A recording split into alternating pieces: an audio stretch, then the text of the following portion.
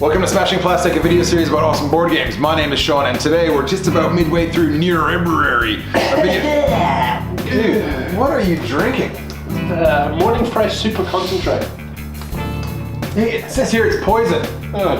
Speaking of poison, we're talking about the 3 toxic factions within Neuroshima Hex today. That's right, 3 factions that affect your opponent in different ways besides just dealing direct damage. You should try some, sir. It is Morning Fresh.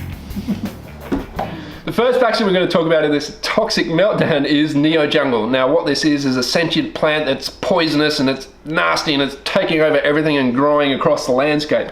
Now the way that's represented with the base power is that any modules that are attached apply to anything that is linked along the way. So something at the very end, it's going to get the benefit of any modules that are applied along that chain. So what you want to try and do is protect that chain. Now what Neojungle also does is it introduces the first poisonous unit to the game. Now the way that works is you place a poison counter on any of the enemy units, and then before a fight kicks off, before initiative, the enemy unit with the poison takes damage. Now they can have up to 5 poison tokens, which is pretty cool, pretty nasty. Now the other character unit in this army is Big Pig Hakuna Matata.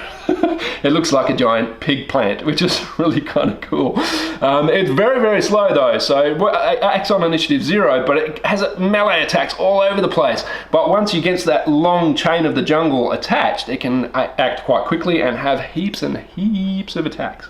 So next up we're going to talk about the Shiresh. And Shiresh is an army of mutant rats that sort of live under the world and corrupt everything from underneath.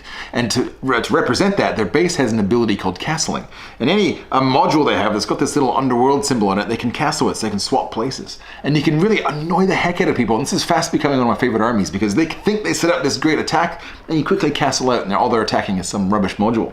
Now what they introduced to the game is paralysis agents. They've got 3 units that attack on initiative 3 and do paralysis. They've got the action, and they've got a module that can give paralysis to other areas. Now, unlike poison, it doesn't hurt people, and unlike nets, doesn't totally trap people, but it will prevent them from attacking. So they still get the benefits and everything that you'd lose if it was a net, but with paralysis, you can stop them from attacking, and it's really cool. You can set up these great little attacks.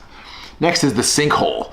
The sinkhole, you can set this up and it's kind of like a landmine or like a roots or something that it sits out on the board and other enemies can place units on top of it. But what you can do is you can actually pull units on top of it. So again, somebody's trying to attack your base, you can pull them on top. And it doesn't matter how many health they have, they die at the start of the round if you pull them on top of that. But it doesn't affect bases, so don't suck in bases unless you really have to. The last thing they get that's really full of character is they get 4 of these explosives. And much like poison, they take effect before the start of initiative when a battle starts. And what they do is they just blow up whatever's in front of it. So it just nukes anything that's trying to attack whatever you got. So you get this great little chess game of when am I going to castle, how am I going to use that poison, and can I just wipe this guy out before he even gets a chance to attack me in the first place? The last faction we're going to talk about is Mississippi. Now these guys have been living in the toxic wasteland of the post-apocalypse. These guys have all got gas masks on and that kind of thing. Now the base power, what that does is it gives you a pushback. It allows you, if there's a bit of space on the board, to keep people off, keep the faction up and getting up close against your base, and push them away. There's interesting things going on with this faction. There's a few cool little things you can do.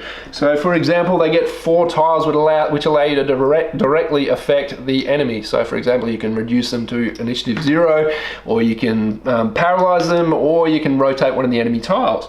As far as the units go with this faction, they're kind of generic, but there's some cool stuff you can do, like apply a poison module, which is great. So what you want to do is apply lots of poison to the enemy base, which kind of starts this mind game going where the enemy doesn't really want to kick off a fight because they're going to cop all this poison damage. And what else you can do to contribute to that is this guy here. He acts on initiative 3, which is really fast. It doesn't do any damage, but he lays out heaps of poison as well. And finally, the last guy, this guy here, the Shadow, he can attack anyone on the board wherever he likes. And then if you were to add a poison module to this guy, it makes him pretty nasty because he can drop poison on the base on the other side of the board. It's kind of cool. Thanks for watching the 3rd episode of the Excited About Neuroshima factions. That's right, we've got 2 more to go. We're going to do the Fortress Cities of Neuroshima, then we're going to do some factions from the old 2.5 edition. And then to wrap up Februshima month, we managed to score a copy of the out-of-print Convoy, so we're looking forward to that. That's right, we got a quick play of it today, and it's pretty good. Yeah. Anyhow, if you want to catch up with us on Twitter, I'm Smashing Plastic. I'm at AxeKickerKelly. Thank you very much for watching. Cheers, see you. Bye.